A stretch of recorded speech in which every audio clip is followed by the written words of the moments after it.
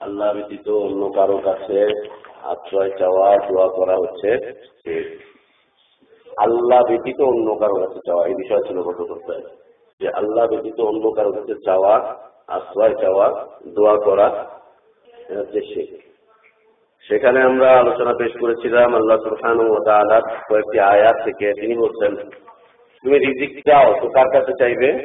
আল্লাহর কাছে চাইবে। আর এমন কারো কাছে তুমি চেও না যে কোনো কিছু উপকারও করতে পারে না, অপকারও করতে পারে না। এমন কারো কাছে চেও না যে কোনো উপকারও করতে পারে না, যে কোনো ক্ষতিও করতে পারে না। আর তোমার রিজিক চাওয়া দরকার, তুমি আল্লাহর কাছে চাও।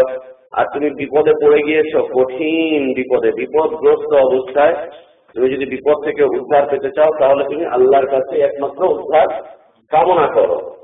আর আল্লাহ সুবহানাহু ওয়া তাআলা বলছেন যে তার চাইতে বড় পথভ্রষ্ট আর কে হতে পারে, যে আল্লাহ ছাড়া অন্য কারো কাছে চায়। এর চাইতে বড় পথভ্রষ্ট আর কে হতে পারে? কে হতে পারে এর চাইতে পথভ্রষ্ট, যে আল্লাহ ছাড়া অন্য কারো কাছে চাচ্ছে? একদম পথভ্রষ্ট হচ্ছে সে, যে আল্লাহ ছাড়া অন্য কাছে চাচ্ছে। আজকের আলোচনার বিষয়বস্তু হচ্ছে, একমাত্র আল্লাহ হচ্ছে সক্ষম, প্রবল ক্ষমতার অধিকারী, একমাত্র আল্লাহ। তিনি ছাড়া যত কিছু আছে সবকিছু হচ্ছে অক্ষম। প্রবল ক্ষমতার একমাত্র অধিকারীকে আলা কুল্লি শাইইন কাদির, সব কিছুর উপরে পূর্ণ ক্ষমতাবান, যার ক্ষমতা কখনোই মোটেও কমবে না, যা কমেনি কমবে না, যার কোনো দুর্বলতা নেই, কোনো দুর্বলতা নেই। মাখলুকের দুর্বলতা আছে, আমি এখানটায় বললাম সর্বোচ্চ 3-4 মিনিট ধরে রাখতে পারবো, তারপর আমার হাতে আস্তে আস্তে লুজ হয়ে আসবে, কিন্তু শক্তি কমে যাবে। এখানে আমি বেশিক্ষণ ধরে রাখতে পারবো না, যত বড় শক্তিমান মানুষই হোক।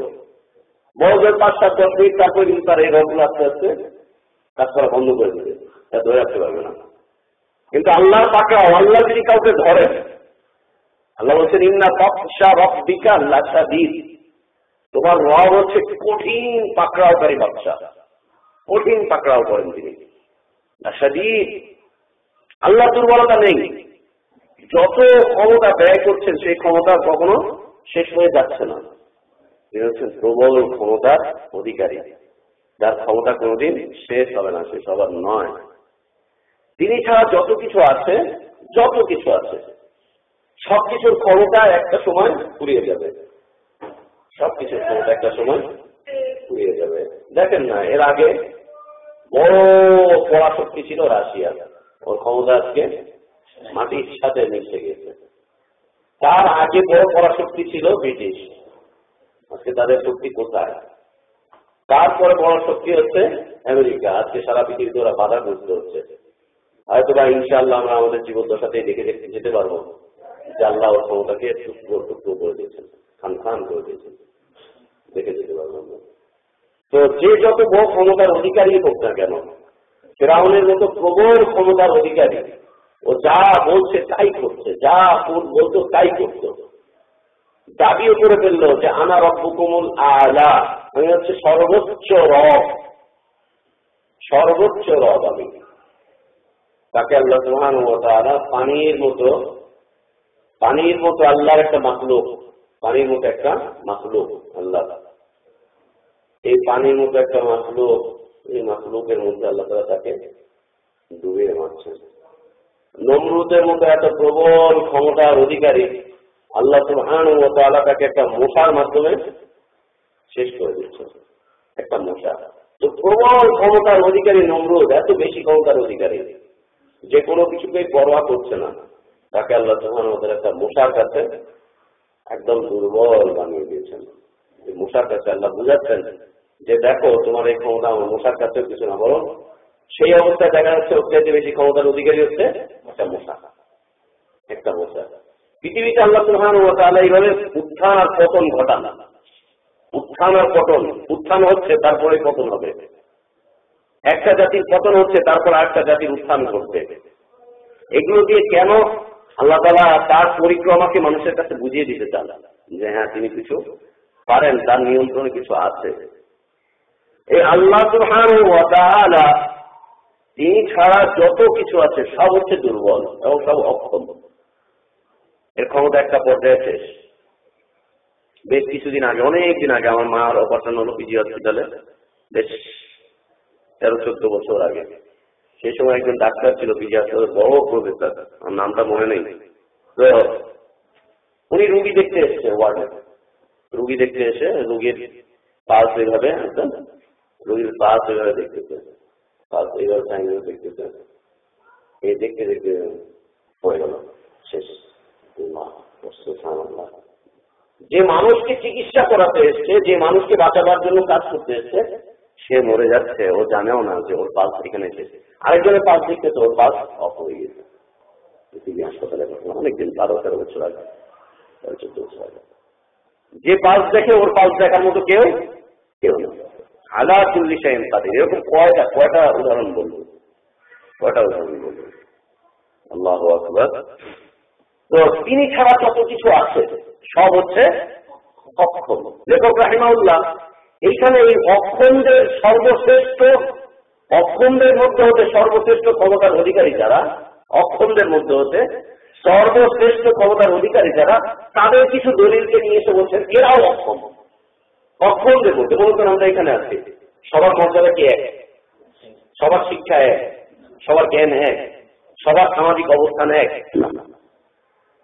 অক্ষমের কিছু কোয়ালিটি আছে। অক্ষমদের মধ্যে বেশি অক্ষম, কম অক্ষম, মাঝারি সাইজের অক্ষম, এদের ভিতরে সক্ষম। তো লেখক রাহিমাহুল্লাহ কিছু দলিল নিয়ে এসছেন যে এই অক্ষমদের মধ্যে সবচাইতে বেশি সক্ষম যারা, সবচাইতে বেশি সক্ষম যারা, যাদের কুদরাত আছে, ক্ষমতা আছে কিছু, যাদেরকে দেওয়া হয়েছে, এরা পর্যন্ত অক্ষম, তারা পর্যন্ত অক্ষম।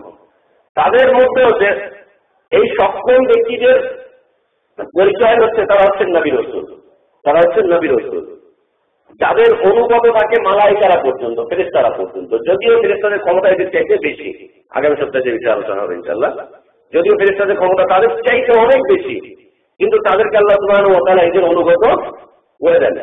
এদের কাছে আসে, এদের কথাবার্তা শুনে, এদের কথাবার্তা লেখে, এদেরকে মনিটরিং করে, সবকিছুই করে, এদের অনুগত, এদের পিছনে লাগিয়ে রেখেছেন। এই নবী রাসূলগণ এরা পর্যন্ত অক্ষম। এখন নবী রাসূলই যদি অক্ষম হয়ে যায়, পৃথিবীতে সক্ষম আর কে থাকতে পারে? পৃথিবীতে আর কে থাকতে পারে সক্ষম?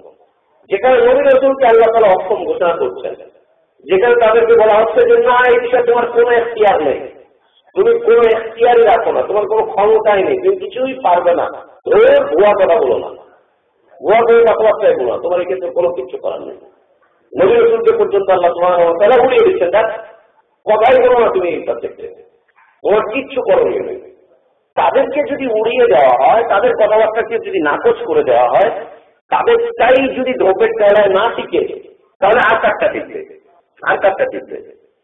কোন পীর মুর্শিদের কথা নবী রাসূলদের উপরে যেতে পারে না, কোন আকাবির বুজুর্গদের কথা নবী রাসূলদের উপরে যেতে পারে না। যদিও পীরতন্ত্রের একটা নীতিমালা আছে যে পীর মুর্শিদরা নবী রাসূলদের শরীয়ত মানতে বাধ্য না, তারা আলাদা শরীয়ত মানে, যেমন খিজির আলাইহিস সালাম, যেমন পীর সাহেবরা, পীর সাহেবদের মারিফত হচ্ছে নবী রাসূলদের ভিন্ন। পীররা আলাদা শরীয়ত মানে, আলাদা কিছু করে। আল্লাহ মদ হালাল করে হারাম করে দিয়েছেন, পীররা মদকে হালাল করে দিয়েছেন। আল্লাহ তাআলা মদকে একদম হারাম করে দিয়েছেন। পীর বলছে যে জায়নামাজকে যদি মদের মধ্যে ডুবিয়ে দিয়ে তারপরে যদি সেই জায়নামাজে পড়ার, নামাজ পড়ার জন্য তোমার পীর তোমাকে হুকুম করে, তাহলে তুমি তাই করো, মদের মধ্যে ডুবে গিয়ে তুমি নামাজ পড়ো। চরমনায় পীর সাহেব লিখেছেন তার কিতাবের মধ্যে, মাওয়াইজে কারিমিয়ার মধ্যে লিখেছে, মাওয়াইজে ইসহাকিয়ার মধ্যে লিখেছে যে তোমার পীর যদি তোমাকে আদেশ করে যে জায়নামাজটাকে তুমি শরাবের মধ্যে ডুবিয়ে রঙিন করে সেই জায়নামাজ বিছিয়ে শরাবের উপরে তুমি সিজদা করবে, তাহলে তুমি সেটাই করো। কেন? বলছে তুমি তো কিছু জানো না, তুমি কি করে আল্লাহকে পাবে? তোমার পীর আল্লাহর মারিফত খুব ভালো জানে, তোমার পীর বলেছে অতএব এটাই করো। আর এক পীর সাহেব তার কিতাবে লিখেছেন যে তোমার পীর যদি তোমাকে জেনা করতে বলে, তাহলে তুমি জেনা করতে চাও। কেন? কারণ হচ্ছে তুমি জানো না, তোমার পীরই ভালো জানে যে ওই জেনা করতে গিয়ে তুমি হেদায়েত পেয়ে যাবে। এই হক্কারি পীরদের লেখা, এই দেওয়ানবাগি লেখে নিয়ে যাবে, দেওয়ানবাগি, তারপরে ওই আটরশি, ওরা এই কথা লেখে নিয়ে লিখেছে হক্কারি পীর সাহেবরা। পীর যা বলছে সেটাই। পীর আলাদা নীতিমালা জানে, পীরের আলাদা একটা মারিফত আছে, সেই মারিফতের মাধ্যমে সে তোমাকে আল্লাহ পর্যন্ত পৌঁছে দিবে, আল্লাহ পর্যন্ত পৌঁছে দিবে পীর সাহেব তোমাকে। এই জন্য পীরেরা নবী রাসূলদের শরীয়ত মানে না, নবী রাসূলদের শরীয়ত মানতে নাকি তারা বাধ্য না, তাদের আলাদা কিছু জ্ঞান পরিমা আছে, আলাদা কিছু ক্ষমতা আছে, আলাদা এই আছে, ওই আছে, সেই আছে। যদিও এ কথা আল্লাহ সুবহানাহু ওয়া তাআলা বলেন, পৃথিবীতে যত নবী রাসূলরা এসেছে প্রত্যেক নবী রাসূলের অনুগত থাকতে হবে সমকালীন সময়ের মানুষকে। আর যাকে সর্বশেষ করা হয়েছে তিনি একের পৃথিবী ধ্বংস হয়ে যাওয়ার আগ পর্যন্ত তার অনুগত থাকতে হবে মানুষগুলোকে, তার আইন কানুনের অনুগত, তার হুকুমের অনুগত, তার আদর্শের অনুগত থাকতেই হবে। এটা হচ্ছে রব্বুল আলামিনের কথা। তিনি বলছেন যে না, এরা হচ্ছে সবাই মাখলুক, আর এই মাখলুক হচ্ছে একদম অক্ষম আল্লাহর ক্ষমতার কাছে। এদের সক্ষমতা বলতে কিছুই নেই, কিছুই নেই। যদি অক্ষম নাই হবেন, সক্ষমই হবেন, তাহলে কেন তারা মারা যাচ্ছে, কেন তারা অসুখে পড়ছে, কেন একজনের শরীরে কুষ্ঠ হচ্ছে, কেন আরেকজন মাছের পেটের ভিতরে ঢুকে যাচ্ছে, হ্যাঁ, কেন আরেকজন এই অবস্থায় কাটাচ্ছে দিনকাল, কেন আরেকজনের শরীর থেকে রক্ত ঝরছে, কেন আরেকজনের দাঁত ভাঙছে, কেন আরেকজনকে এলাকা থেকে বের করে দেওয়া হচ্ছে, কেন হচ্ছে? যদি তারা সক্ষমই হবেন। রাসূল যদি প্রবল ক্ষমতার অধিকারী হবেন তাহলে তাকে কেন এলাকা থেকে বের করে দেওয়া হবে, কেন তিনি ইজ্জত করতে বাধ্য হবেন? এত ক্ষমতার অধিকারী হবেন রাসূল, আবু জাহেলরা কেন এত বেশি আক্রমণ করলো তার উপরে? কেন তিনি নিজের আক্রমণটাকেও ঠেকাতে পারলেন না? কেন এত প্রবল ক্ষমতার অধিকারী হবেন নবী, তাহলে কেন তায়েফের ছোট ছোট বাচ্চারা তার শরীর থেকে কেন রক্ত ঝরালো? যদিও তারেক জামিল সাহেব তাবলীগ জামাতের পাকিস্তানের আমির, তিনি বলছেন নবী হচ্ছেন বা ইখতিয়ার। বা ইখতিয়ার মানে হচ্ছে সক্ষম। তিনি তার আলোচনার মধ্যে বলছেন, আমার কাছে সে রেকর্ডিং আছে, বসে বসে আলোচনা করছেন कि कायनात में ऐसा बाइख्तियार कोई आदमी हो तो मेरे पास लेके आओ। এই পৃথিবীতে যদি নিজে নিজে সক্ষম শক্তিমান কোন সত্তা থাকে নবীকে ছাড়া, তাহলে তাকে আমার কাছে নিয়ে আসো। নবী হচ্ছেন বাইখ্তিয়ার, নবী হচ্ছে নিজে নিজে সক্ষম, যা চান তাই করতে পারবে। নবী নিজে বলছেন আমি বাইখ্তিয়ার নই, আমি হচ্ছি বেইখতিয়ার, আমার কোন সক্ষমতা নেই। লাউ কুনতু আলামুল গায়ব লাস্তাকতারতু মিনাল খায়র ওয়া মা মাসানি আসু। যদি আমি গায়েব জানতাম তাহলে আমি সব কল্যাণ আমার জন্য রেখে দিতাম, আমাকে কোনো অকল্যাণ স্পর্শ করতো না। আমি কিছুই পারি না, কিছুই জানি না। তুমি হচ্ছে একজন মাখলুক। মা আদরি মাই ফালুবি ওয়ালা বিকুম, আমি জানি না আমার সাথে কি আচরণ করা হবে আগামী দিন, তোমাদের সাথে কি আচরণ করা হবে আমি জানি না। আমি হচ্ছে বেইখতিয়ার। আর হযরতরা বলছেন তিনি হচ্ছে বাইখতিয়ার, সক্ষম। তিনি বাইখতিয়ার নন, তিনি হচ্ছেন বেইখতিয়ার। তিনি জানেন না যে একটু পরে কি করবে, একটু পরে কি করবে, কয়দিন হায়াত থাকবে, কি খাবে। রাসূল যদি বাইখতিয়ার হতেন, নিজেই যদি সক্ষম হতেন, একাধারে 40 দিন পর্যন্ত, এক চিল্লা পর্যন্ত তার ঘরে চুলোতে আগুন জ্বালানো বন্ধ থাকলো কেন? খাবার নেই, চুলোয় আগুন জ্বলছে না, খাবার রান্না বান্না করার মতো কিছুই নেই। মা আয়েশা বলছেন যে দিনগুলো আমাদের কেটেছে এমন ভাবে যে একটা খেজুর থাকতো, আমি অর্ধেক আর রাসূল অর্ধেক ভাগ করে খেতাম সারাদিনের খাবার। এটা একটা খেজুর আর এক গ্লাস পানি, মিষ্টি পানিও পাওয়া যেত না। একটা খেজুর দুইজনের ভাগে, অর্ধেক রাসূল অর্ধেক হচ্ছেন তাই। সারাটা দিন কেটে যেত, দীর্ঘ 40টা দিন পর্যন্ত এভাবে আমাদের জীবন কেটে গেল। আর 40 দিনে গিয়ে তো ভালো ভালো খেতে হয় না, হয়তো দেখা যাবে না। রাসূল 40 দিন না খেয়ে থাকে, আর আমরা 40 দিনে গিয়ে পোলাও মুরগি আল্লাহ খাওয়া, ওটাও আল্লাহ খাওয়াইছে। আল্লাহু আকবার। 40টা দিন এমন অবস্থায় গেল। মা আয়েশা বলছেন আমাদের কাছে সহিহ মুসলিম হাদিস পাবেন, ইল্লা রাসূলুল্লাহ সাহাবী জিজ্ঞেস করছেন রাসূলের মৃত্যুর পরে, আম্মা আপনারা কি খেতেন তাহলে? বলছে আমাদের কাছে দুটো কালো বস্তু থাকতো, একটা হচ্ছে খেজুর কালো, আর সিলভারের পাত্রের ভিতরে পানি রেখে দেখেন পানিটাকে কালো কালো দেখা যায়। সিলভারের গ্লাসে দিলে দেখবেন পানিটাকে কালো দেখা যায়। আচ্ছা, আর পানি এটা হচ্ছে কালো, এই দুইটা থাকতো। কোনো দিন এই একটা খেজুরও ভিখারি আসতো, তাকেও দিয়ে দেওয়া হতো, দুজনই না খেয়ে।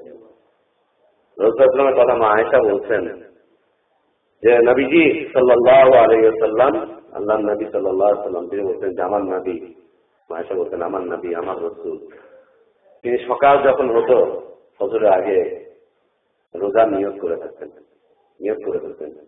দেখতেন ঘরে কিছু আছে তো নাই, আমি রোজা আছি আজকে আয়েশা। আবার ঘরে কিছু চলে আসলো বা বাইরে থেকে কেউ খাদ্য টাদ্য দিল, তখন খেয়ে ফেলতেন, কোথায় আসে আমি রোজা ভেঙে ফেললাম, রোজার নিয়তে ঘর থেকে বের হয়ে যেতেন। আর আজকে তো আমাদের আরো বেশি আরো বেশি আরো বেশি না হলে চলেই না, চলেই না, আরো বেশি না হলে। তিনি যদি নিজেই সক্ষম হতেন, এভাবে অভুক্ত থাকে মানুষ, এভাবে অভুক্ত থাকে, নিজের উপরে যদি কাদের থাকতেন, সক্ষম থাকতেন। তো আল্লাহর যত মাখলুকাত রয়েছে সব মাখলুক হচ্ছে একদম অক্ষম। চাই সে পীর হোক, মুর্শিদ হোক, গাউস হোক, কুতুব হোক, আফজাল হোক, আকাবির হোক, বুজুর্গ হোক, যেটাই হোক না কেন, সে হচ্ছে কি অক্ষম। এমনকি নবী পর্যন্ত। আর নবী তো নবী কেমন, লেখক দুইটা উদাহরণ নিয়েছেন।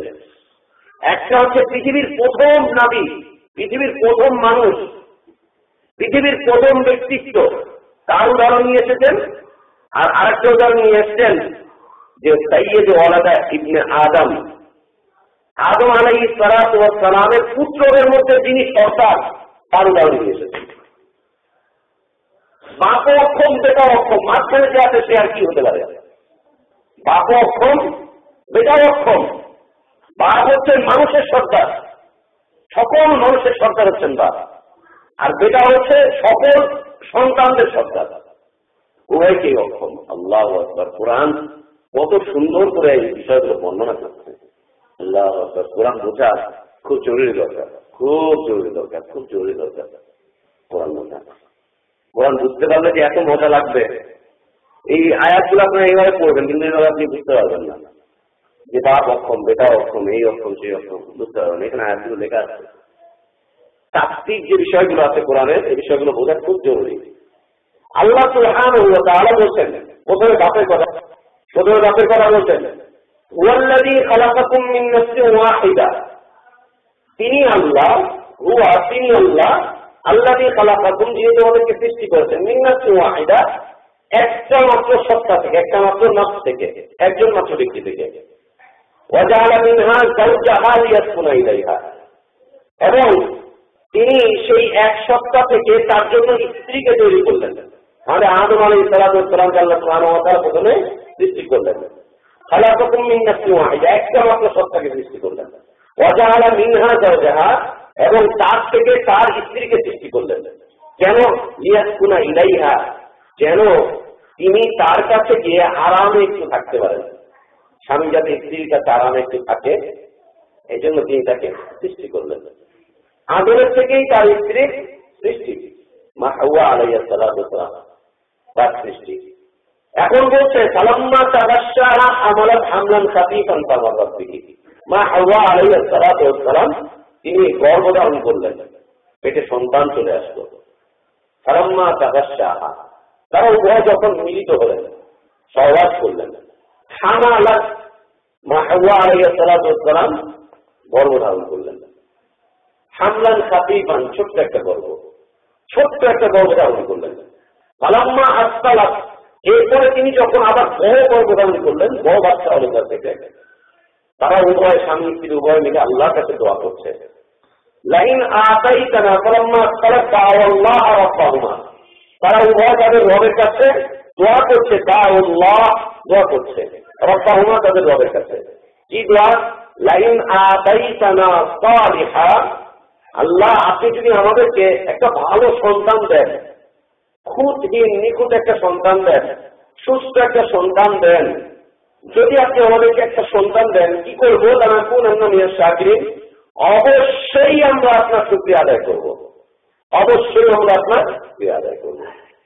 কার কাছে যাচ্ছে? আল্লাহ কাছে।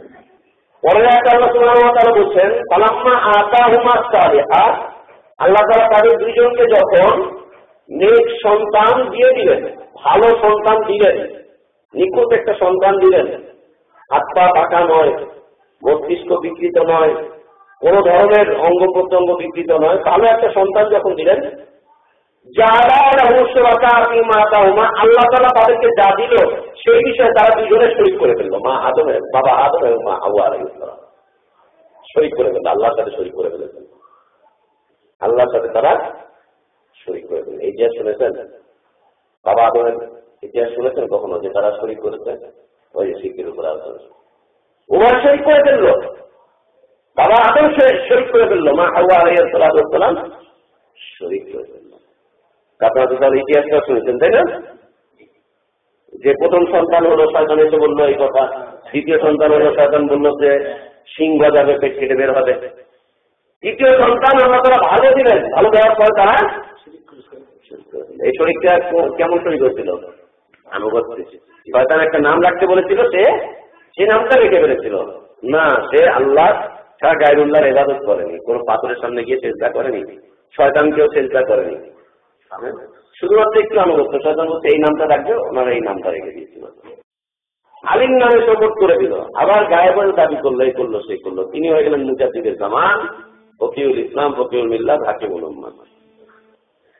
তো তারা উভয় শরীক করে ফেললেন, শিরক করে ফেললেন উভয়। আল্লাহ সুবহানাহু ওয়া তাআলা বলছেন যে দেখো, আল্লাহ হচ্ছে সকল প্রকার শিরক মুক্ত। তোমরা আল্লাহর সাথে যে বিষয়ে শিরক করো, সেই শিরক থেকে আল্লাহ তাআলা একদম পবিত্র, একদম পবিত্র। আল্লাহ তোমরা যত প্রকার শিরক আল্লাহর সাথে করো, সেই শিরক থেকে আল্লাহ হচ্ছেন একদম সুউচ্চ। আল্লাহ হচ্ছেন সুউচ্চ। তুমি শিরকে জমিনে করো না, তোমার এই শিরক আল্লাহ পর্যন্ত পৌঁছায় না। আপনি তো এই জমিনে বসে শিরক করছেন, এখন যদি আল্লাহকে সর্বোচ্চ বিরাজমান মানেন, তাহলে এই শিরকগুলো আল্লাহ পর্যন্ত পৌঁছাচ্ছে। আর যদি সর্বোচ্চ বিরাজমান না মানেন, তাহলে আল্লাহ আম্মা ইউশরিকুন। আল্লাহ হচ্ছেন, আল্লাহ হচ্ছেন সুউচ্চ।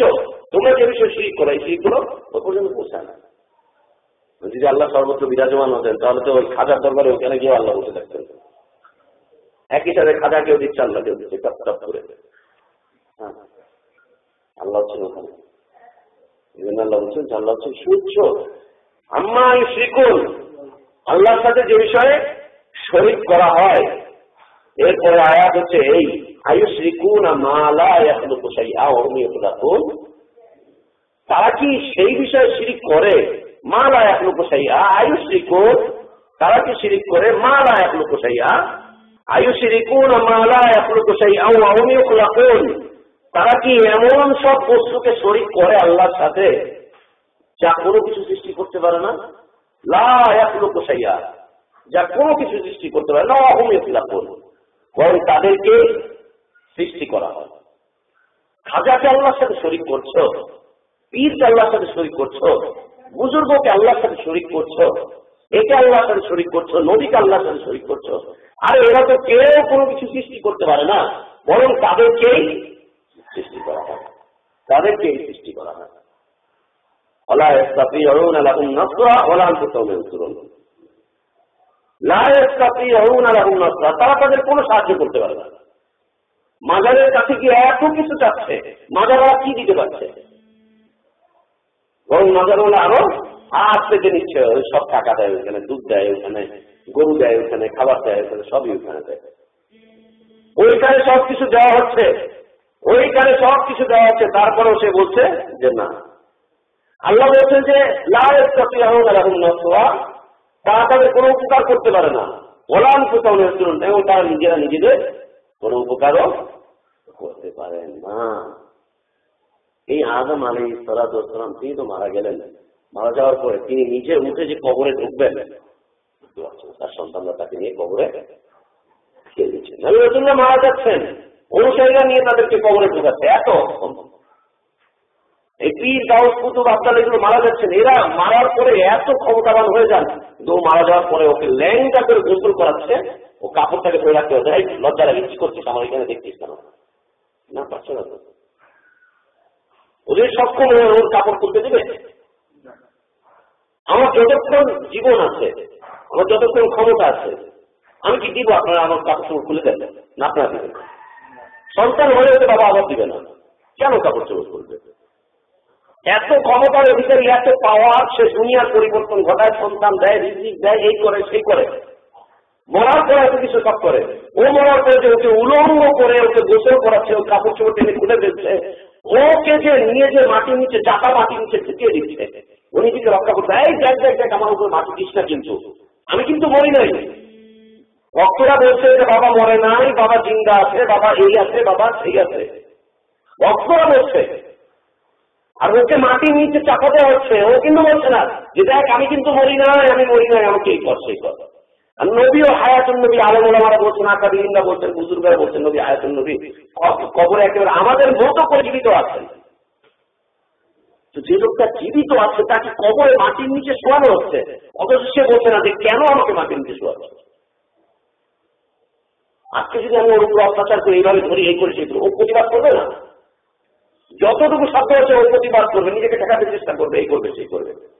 আর একটা লোককে মানে ধরে নিয়ে যে কত আরামের সাথে আরাম করে তাকে গোসল টোসল করিয়ে নাকে আতর গুলাপ সব দিয়ে দিয়ে হযরতজিকে মাটির নিচে শোয়াচ্ছে। হযরতজি বলছেই না যে আমি বলি না আমি জিন্দা আছি, এই আছে সে আছে, আমাকে কেন শোয়াচ্ছিস?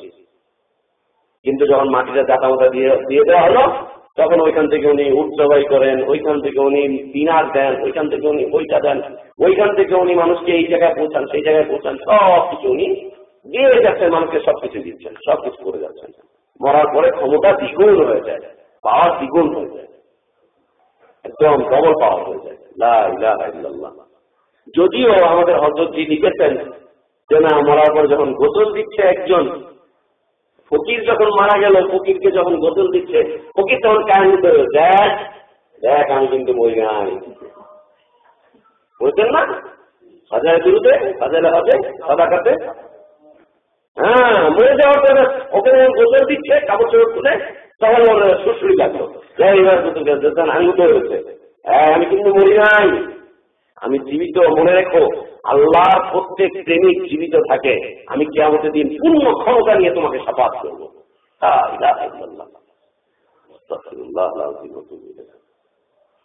একটা ঘটনা, কয়েকটা ঘটনা, কোন হিন্দু এরা বলে নেই, কোন হিন্দু ব্রাহ্মণের কথা লেখে নেই যে এলাকার আর এক ব্রাহ্মণ মরে গেছে, ব্রাহ্মণকে যখন আতর গোলাপ দিয়ে চিতার মধ্যে ফেলা হচ্ছে, ব্রাহ্মণ তখন বলছে আতরে, খবরদার আমি কিন্তু মরি নাই, আমি কিন্তু জীবিত আছি, আমি কিন্তু তোকে স্বর্গে নিয়ে যাবো। এই কোন ব্রাহ্মণ আজকে বলতে এই কথা লেখে নেই।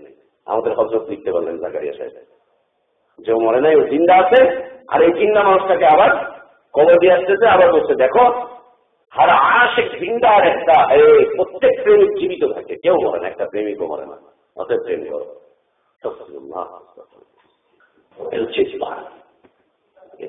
ইসলাম। তো এরা তাদের কোনো উপকার করতে পারে না এবং নিজেদের কোনো উপকার করতে পারে না। যদি নিজেদের উপকার করতে, এভাবে কাপড় তার থেকে টেনে ফেলে ফেলা হতো না, উলঙ্গ করা হতো না, এইভাবে তাকে গোসল করানো হতো না, এইভাবে তাকে শুইয়ে দিয়ে কবরে নিয়ে যাওয়া হতো না খাটিয়ার মধ্যে করে, আর এইভাবে তাকে মাটির নিচে দাফন করে দেওয়া হতো না। আর আল্লাহ সুবহানাহু ওয়া তাআলা কত সুন্দর করে শেখাচ্ছেন, ওয়া ইন তাদউহুম ইলাল হুদা লা ইয়াহতাদিউন। নবী এই যে যারা এই কিসিমের মানে, যারা গায়রুল্লাহর কাছে দোয়া করে, গায়রুল্লাহর কাছে যারা চায়, আশ্রয় চায়, দোয়া করে, প্রার্থনা করে, যারা গায়রুল্লাহকে আল্লাহর ক্ষমতায় অধিষ্ঠিত করে, এইভাবে মানে, এইভাবে যারা এই কাজগুলো করতে চায়, ওয়া ইন তাদউহুম ইলাল হুদা, নবী তুমি যদি তাদেরকে হেদায়েতের পথে ডাকো, লা ইয়াহতাদিউন, তারা তোমার অনুসরণ করবে না, তোমার অনুসরণ করবে না। তারা তোমার আনুগত্য করবে না, করবে না। সামান্য সংখ্যক মানুষই এ পথ থেকে ফিরে আসেন। আর ওইখানে একটা জৌলুস আছে, ওখানে একটা খ্যাতি আছে, এই আছে সেই আছে। তো আদম আলাইহিস সালাতু ওয়াস সালামের এই উদাহরণ দিলেন, দেওয়ার পর আল্লাহ সুবহানাহু ওয়া তাআলা বলেন, ওয়াল্লাযীনা তাদউনা মিন দুনিহি মা ইয়ামলিকুনা মিন কিতমির, আল্লাহকে ছেড়ে তোমরা যাদেরকে ডাকো তারা একটা কিতমিরেরও মালিক নয়, একটা কিতমিরেরও মালিক নয়। কিতমির কাকে বলে? কিতমির হচ্ছে খেজুরের যে দানা আছে, খেজুর খাই না আমরা, খেজুরের দানা, এই দানার উপরে সাদা একটা পাতলা আবরণ দেখা যায়, দেখেছেন? পাতলা একটা আবরণ, সেটাকে কোরআনের ভাষায় কিতমির বলা হয়। এই যে পাতলা আবরণটা, দানাকে নয়, এই পাতলা আবরণটা হচ্ছে কিতমির। আল্লাহ বলছেন ওয়াল্লাযীনা তাদউনা মিন দুনিহি, আল্লাহকে ছেড়ে তোমরা যাদেরকে ডাকো, খাজাকে ডাকো, গাজাকে ডাকো, ল্যাংটাকে ডাকো, পাথরকে ডাকো, বুজুর্গকে ডাকো, পীরকে ডাকো, হযরতকে ডাকো, যাকেই ডাকো, তাদের অবস্থানটা কি? মা ইয়ামলিকুন, তারা তো সৃষ্টি করতে পারেনি, তারা মালিকানাও নয়। আমি একটা কোম্পানি তৈরি করলাম, একটা মোবাইল কোম্পানি, এমন কোম্পানি থেকে মোবাইল বেরিয়ে আসতেছে, অনেক কিছু কোম্পানি থেকে বেরিয়ে আসতেছে। কিছুদিন পরে আমার লিকুইড মানির সমস্যা হয়ে গেল, আমার এখন সমস্যা দেখা দিচ্ছে, টাকা নেই কোম্পানি চালানোর জন্য। এখন আমি ভাইকে বললাম যে আপনার যে 50 লাখ টাকা আমার সাথে এখন শেয়ারে মালিক হয়ে যান, ভাই টাকা আছে, আমার মালিকানা নিতে পারবে আমার থেকে। আমি দুইজন মালিক হয়ে যাবো। কিন্তু প্রথম উত্তরটা হচ্ছে আমি তৈরি করেছি, এখন আমার টাকার সমস্যা, আমি ওনাকে আমার সাথে পার্টনারশিপ দিয়ে দিলাম, এখন দুইজন মালিক হয়ে গেলাম। কিন্তু উনি সৃষ্টিকর্তা নয়, এই মোবাইল উনি সৃষ্টি করেন, আমি করেছি, এখন উনি মালিক। আল্লাহ বলছেন ওরা তো সৃষ্টি করতে পারে না, আর সৃষ্টি করার পরে মালিকানাও ওদের কোনো অংশীদারিত্ব নেই, মালিকানাতেও নেই। যে সৃষ্টি করার পর আল্লাহ ভান্ডার কমে গেছে আর মালিকানা ছেড়ে দেওয়া হয়েছে কিছু খাজার কাছে, কিছু খাজার কাছে। আল্লাহ ধন নবীকে দিয়ে আল্লাহ গেছেন, নবীর ধন খাজাকে দিয়ে, নবী আছে মদিনাতে, আজ খাজা এখন সেই ধন নিয়ে আজমিরে ডুগডুগি বাজায়, ডুগডুগি বাজায়, ডুগডুগি বাজায়। লা ইলাহা ইল্লাল্লাহ, লা ইলাহা ইল্লাল্লাহ, লা ইলাহা ইল্লাল্লাহ। এক বিশ্বাসে দেখা পেয়েছিলাম বরগুনা, সে বলছিল আল্লাহ আমার কাছে সব দায় দায়িত্ব দিয়ে আল্লাহ এখন মহা সুখে আরামে আছে, এখন একটু ঘুমাতে রেস্ট করতেছে। আল্লাহ আমার কাছে সব দিয়ে দিয়েছে, সবখানে দিয়েছে। সে কুতুব মরেছে শয়তানটা, আল্লাহ ওকে ওর আযাব দেন। যে কথাগুলো বলছে ইবলিসের চাইতেও খারাপ। ইবলিসও কোনদিন এই কথা বলেনি যে আল্লাহ সব দায় দায়িত্ব আমাকে দিয়ে দিয়েছে, যে আল্লাহ আছে। আল্লাহ বলছেন যে না, ওরা তো সৃষ্টি করতে পারেনি, ওরা তো সাহায্য করতে পারেনি, সৃষ্টি করার ক্ষেত্রে ওদের কোনো কার্যকলাপ নেই, ওরা নিজেরাও নিজেদেরকে সাহায্য করতে পারে না, এমনকি ওদের কোনো মালিকানাও নেই। এই মালিকানাটা কেমন?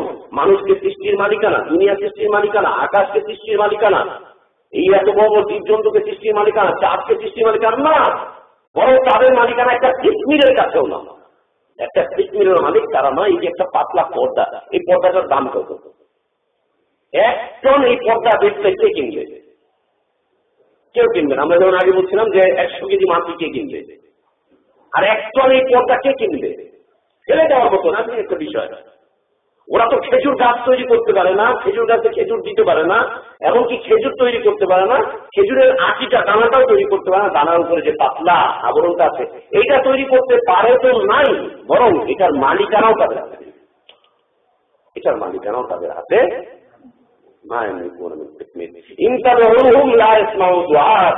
নবী তুমি তাদেরকে বলে দাও, যদি তোমরা তাদেরকে ডাকো, এই আল্লাহ ছাড়া যত গায়রুল্লাহ সেদেরকে যদি ডাকো, লা ইয়াসমাউ দুআকুম, তোমাদের ডাক তারা এই মাজারে গিয়ে ডাকছে তো ডাকছে, ডাকছে তো ডাকছে, মাইক লাগিয়েও যদি ডাকা হয় কয়বার শুনবে আর কয়বার উত্তর দিবে? যদিও নবী উত্তর দেন ওয়া আলাইকুম সালাম বলেন, যে বলছে আসসালামু আলাইকা ইয়া রাসূলুল্লাহ, নবী ভিতর থেকে বলছে ওয়া আলাইকুম সালাম ইয়া ইবনি, হে আমার বেটা, তোমার সালাম, তোমার উপরেও সালাম যায়। আল্লাহ বলছেন লা ইয়াসমাউ দুআকুম, না শুনবে না, আর যদি শুনে শোনার উত্তরও দিতে পারবে না।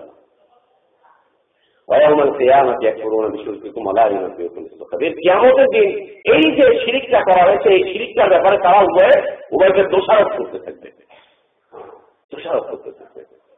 আল্লাহ বলছেন মানুষ তুমি যদি চাও, ইয়া আইয়ুহান নাস আনতুমুল ফুকারাউ ইলাল্লাহ, তুমি যদি চাইতে হয় তাহলে তুমি তো আল্লাহর কাছে ফকির, অতএব আল্লাহর কাছে চাও। ইয়া আইয়ুহান নাস, হে মানুষ, আনতুমুল ফুকারাউ ইলাল্লাহ, তোমরা হচ্ছে আল্লাহর কাছে ফকির, আল্লাহর কাছে হচ্ছে তোমরা একদম ফকির, ফকির, ফকির, ফকির, মিসকিন তোমরা। এ হচ্ছে অক্ষম। এ বুঝালেন কাকে? সাইয়্যিদকে, বড় পিতাকে, পৃথিবীর প্রথম মানুষকে আল্লাহ সুবহানাহু ওয়া তাআলা বুঝিয়ে দিলেন। আল্লাহ রাসূল সাল্লাল্লাহু আলাইহি ওয়াসাল্লামের একটা উদাহরণ লেখক রাহিমাহুল্লাহ তিনি এসেছেন। তিনি বলছেন যে আল্লাহ রাসূল সাল্লাল্লাহু আলাইহি ওয়াসাল্লাম যখন উহুদের ময়দানে আক্রান্ত হলেন, তিনি যখন আক্রান্ত হলেন, দাঁত ভেঙে গেল, দাঁত রক্তাক্ত হলেন, তিনি রক্তাক্ত হওয়ার পরে তিনি রক্তাক্ত হয়ে যাওয়ার পরে তিনি বলছেন যে কাইফা ইসলাহু কওমান শাজ্জু নাবিয়্যাহুম, সেই জাতির হিদায়াত কি করে হতে পারে যে জাতি তার নবীর শরীর থেকে রক্ত ছড়ায়, যে জাতি তার নবীর দাঁতকে ভেঙে দেয়, সেই জাতি হিদায়াত কি করে পাবে? সেই জাতি হিদায়াত কি করে পাবে? সেই জাতি কি করে সফল হবে? সেই জাতি কি করে নাজাত পাবে? সেই জাতি কি করে তার গন্তব্যে পৌঁছাবে? সেই জাতির হিদায়াত কি করে হবে যে জাতি তার নবীর রক্ত ঝরাচ্ছে, দাঁত ভেঙে দিচ্ছে? রসুল একটু আফসোস করলেন, মাত্র সামান্য একটু আফসোস করলেন যে সেই জাতির হিদায়াত কি করে হবে। আল্লাহ সুবহানাহু ওয়া তাআলা আয়াত অবতীর্ণ করছেন, সাথে সাথে আল্লাহ রাসূল সাল্লাল্লাহু আলাইহি ওয়াসাল্লাম কুনুতে নাযিলার মধ্যে বলছেন আল্লাহুম্মা লান ফুলান, আল্লাহুম্মা লান ফুলান, আল্লাহুম্মা লান ফুলান, আল্লাহ তুমি অমুকের উপরে অভিশাপ দাও, আল্লাহ তুমি অমুককে ধ্বংস করে দাও, আল্লাহ তুমি অমুককে ধ্বংস করে দাও। কেন? মুসলিমদের উপরে এভাবে আক্রমণ করেছে, মুসলিমদেরকে এভাবে হত্যা করে দিয়েছে, আল্লাহ তুমি তাদেরকে শেষ করে দাও। আল্লাহ সুবহানাহু ওয়া তাআলা এই অবস্থাতে রাসূলের উপর আয়াত অবতীর্ণ করে বলছেন লাইসা লাকা মিনাল আমরি শাইউন, তাকে ধ্বংস করা হবে, তার উপরে অভিশাপ দেওয়া হবে, কে হিদায়াত পাবে কে পাবে না, কে সফল হবে কে সফল হবে না, কে জান্নাতে যাবে কি যাবে না, এই বিষয়ে নবী তোমার কোনো এখতিয়ার নেই, তোমার কোনো এখতিয়ার নেই। এই পুরো মালিকানা হচ্ছে আল্লাহ। আল্লাহ যাকে চাইবেন তাকে হিদায়াত দিবেন, আল্লাহ যাকে চাইবেন তাকে সফল করবেন, আল্লাহ যাকে চাইবেন তাকে সৌভাগ্যবান বানাবেন, আল্লাহ যাকে চাইবেন তাকে নাজাত দিবেন, আল্লাহ যাকে চাইবেন তাকে জান্নাত দিবেন। নবী এই বিষয়ে তোমার কোনো এখতিয়ার নেই, কোন এখতিয়ার তোমার নেই। ওইখানে বাবা আদম আলাইহিস সালামকে নাকচ করে দিচ্ছেন, এইখানে তার পুত্রদের সরকারকে নিষেধ করে দিচ্ছেন যে তোমার কোনো এখতিয়ার নেই। লাইসা লাকা মিনাল আমরি শাইউন, না ও হয়েছে, তোমার কাজ ভেঙেছে এটা ঠিক, তোমার শরীর থেকে রক্ত ছড়িয়েছে এটা ঠিক, মুসলিমদেরকে হত্যা করেছে এটা ঠিক, সাহাবীদেরকে রক্ত দেওয়া রঞ্জিত করেছে ওদের ময়দান এটা ঠিক, কিন্তু এই বিষয়ে তোমার কোনো এখতিয়ার নেই। তুমি চাইলেই তারা হেদায়েত পাবে, তুমি চাইবে না তারা হেদায়েত পাবে না, এ হতেই পারে না, হতেই পারে না। নবীকে পর্যন্ত কি করছেন, বেইখতিয়ার করে দিচ্ছেন, অক্ষম করে দিচ্ছেন আল্লাহ সুবহানাহু ওয়া তাআলা। এই অক্ষম করছেন আল্লাহ, আর হযরত তাকে করছেন সক্ষম। লাইসা লাকা মিনাল আমরি শাইউন আও ইয়াতুবা আলাইহিম, হয় আল্লাহ তাদেরকে ক্ষমা করে দিবেন, আও ইউআযিবাহুম, অথবা আল্লাহ তাআলা তাদেরকে আযাব দিয়ে ধ্বংস করে দিবেন। ফাইন্নাহুম যালিমুন, কেন তারা অত্যাচার করেছিল, তারা অত্যাচার করেছিল, এই জন্য আল্লাহ তাআলা তাদেরকে ধ্বংস করবেন, অথবা তাদেরকে সুযোগ দিবেন যে তারা তওবা করে ফিরে আসে। আর হলোও তাই, উহুদের ময়দানে যারা মুসলিমদেরকে হত্যা করেছিল, মাত্র কয়েকদিনের মাথায় তারা দলে দলে ইসলামে প্রবেশ করেছিল।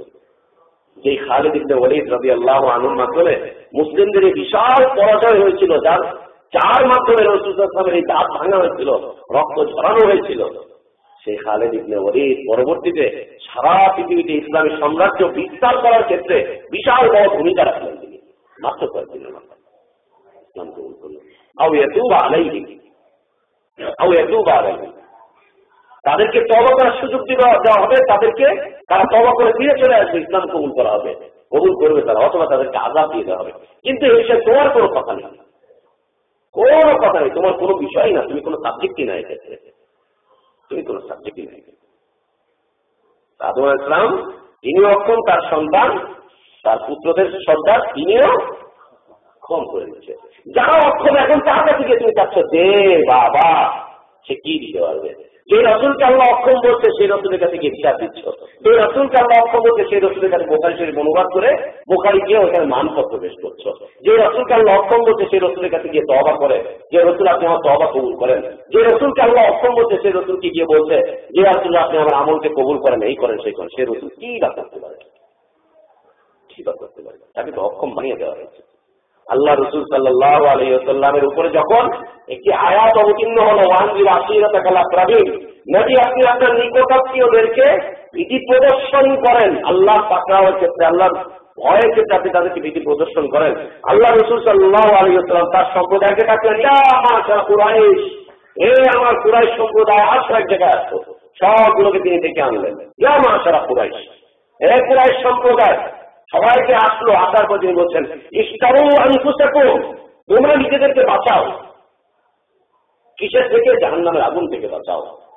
তোমাদের দুর্ভাগ্য হয়ে যাওয়া থেকে তোমাদেরকে বাঁচাও, তোমরা নিজেরা বাঁচাও, নিজেরা নিজেদেরকে সেভ করো। ইশতারু আনফুসাকুম লা উগনি আনকুম মিনাল্লাহি শাইআ, দেখো আমি কিন্তু তোমাদের কোনো কল্যাণ করতে পারবো না, আল্লাহ থেকে কোনো কল্যাণ তোমাদেরকে আমি নিয়ে দিতে পারবো না, কারণ আমি হচ্ছি অক্ষম, আমি অক্ষম, আমি নিয়ে দিতে পারবো না। আজকে আমার পকেটে আছে বিদায় আমি সক্ষম, আমি এখানে যা আছে দিয়ে দিতে পারছি, না যদি না থাকে আমি কি দিব? এই জন্য তো ফকিরের কাছে ভিক্ষা চায় না। আল্লাহ রাসূল বলেন লা উগনি আনকুম মিনাল্লাহি শাইআ, আমি তোমাদের জন্য কোনো কল্যাণ করতে পারবো না। তারপরে তিনি তার চাচাকে ডেকে বলছেন, ইয়া আব্বাস ইবনে আব্দুল মুত্তালিব, হে আব্দুল মুত্তালিবের ছেলে আব্বাস, আমার চাচা, লা উগনি আনকা মিনাল্লাহি শাইআ, তুমি আমার চাচা ঠিক, তুমি আমার আপন চাচা ঠিক, কিন্তু আমি তোমার কোনো কল্যাণ করতে পারবো না, কোনো কল্যাণ করতে পারবো না। তিনি তার ফুপিকে ডেকে বলছেন যে আমার ফুপি সাফিয়া, লা উগনি আনকি মিনাল্লাহি শাইআ, তুমি আমার ফুপি, এটা ঠিক, তুমি আমার মায়ের বোন, এটা ঠিক, এটাই ঠিক, এটা সত্য যে তুমি আমার মায়ের বোন, কিন্তু আমি তোমার কোনো উপকার করতে পারবো না, কোনো কল্যাণ আমি তোমার করতে পারবো না। তুমি নিজেকে বাঁচাও, না হলে আমি তোমার কোনো কল্যাণ করতে পারবো না। তিনি তার মেয়েকে ডেকে বলছেন ইয়া ফাতিমা, হে আমার মেয়ে, সালিনি মিন মালি মা শি'তি, তোমার যা দরকার মাল নেওয়ার, সম্পদ চাও, টাকা চাও, গাড়ি এটা চাও, বাড়ি চাচ্ছ, যা চাচ্ছ, তুমি যা দরকার আমার থেকে নিয়ে নাও এই দুনিয়াতে। বিশ্বাস করো, লা উগনি আনকি মিনাল্লাহি শাইআ, আমি তোমার জন্য আল্লাহ থেকে কোনো কল্যাণ এনে দিতে পারবো না। কেন? আমি জানি না মা আদরি মা ইউফালু বি ওয়ালা বিকুম, আমি জানি না আমার সাথে কি আচরণ করা হবে এবং তোমাদের সাথে কি আচরণ করা হবে, আমি জানি না এই কথা। আমি ওর কথা জানি না আমার সাথে এবং তোমাদের সাথে কি আচরণ করা হবে। অতএব আমি হচ্ছি অক্ষম, আমি নিজের কোনো কল্যাণ করতে পারবো না। তোমাদের কল্যাণ আমি কি করে দেবো? আমি তোমাদের কল্যাণ করেছি, আমি হচ্ছি অক্ষম একজন মানুষ। তুমি আমার মেয়ে কথা ঠিক, কিন্তু আমি তোমার কোনো কল্যাণ করতে পারবো না। তুমি আমার ফুপি কথা ঠিক, কিন্তু আমি কল্যাণ করতে পারবো। তুমি আমার চাচা, কিন্তু আমি তোমার কোনো কল্যাণ করতে পারবো। তোমরা আমার সম্প্রদায়ের লোক, তোমরা আমার জাতির লোক, কিন্তু আমি তোমাদের কোনো কল্যাণ করতে পারবো না। নবী কল্যাণ করতে পারবেন না এই ঘোষণা দিয়ে দিচ্ছেন, কিন্তু পীর সাহেব কল্যাণ করা ছাড়বেন না এই ঘোষণা পীর সাহেব দিচ্ছেন। খালি আমার সিলসিলায় নাম লেখাও, নাম লেখালে কিয়ামতের দিন তুমি আর আমি আলাদা সীমা নিয়ে তোমাদেরকে সবাইকে ছাড়িয়ে পৌঁছে না। তোমাদেরকে না পৌঁছে আমি যাবোই না বাবা, বাবারা তোমাদেরকে না নিয়ে তো যাবোই না। কিয়ামতের দিন কোথায় যে নিয়ে যাবে, কোথায় যে নিয়ে যাবে আল্লাহ জানেন, কোথায় যে নিয়ে যাবে।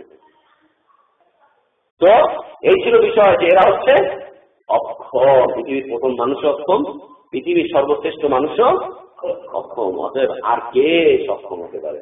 আর কে সক্ষম হতে পারে? প্রত্যেকটা মানুষই হচ্ছে একদম অক্ষম। অতএব এই অক্ষমের কাছে আহ্বান যদি কেউ করো, এই অক্ষমের কাছে যদি তোমরা চাও, তাহলে অক্ষমকে আহ্বান করে তুমি শিরকের মধ্যে পতিত হয়ে যাবে, তুমি শিরকের মধ্যে ডুবে যাবে। যে ব্যক্তি আল্লাহকে ছেড়ে দিয়ে অন্যকে আহ্বান করবে, সে শিরকের মধ্যে ডুবে যাবে। আল্লাহ তাআলা আমাদেরকে সকল প্রকার শিরক থেকে হেফাজত করেন। আল্লাহ আমাদেরকে তাওহীদের উপর অটল অবিচল ভাবে টিকে থাকার তৌফিক দান করেন। আল্লাহ আমাদেরকে ঈমানের উপরে টিকিয়ে রাখেন। আল্লাহ আমাদেরকে ঈমানের উপর মৃত্যুবরণ করার তৌফিক দান করেন। আল্লাহ আমাদের ইলমে বরকত দান করেন। আল্লাহ আমাদের দ্বীনি জীবনে বরকত দান করেন। আল্লাহ আমাদের আমলে বরকত দান করেন। আল্লাহুম্মা আমিন ওয়া সাল্লাল্লাহু আলাইহি ওয়া সাল্লাম।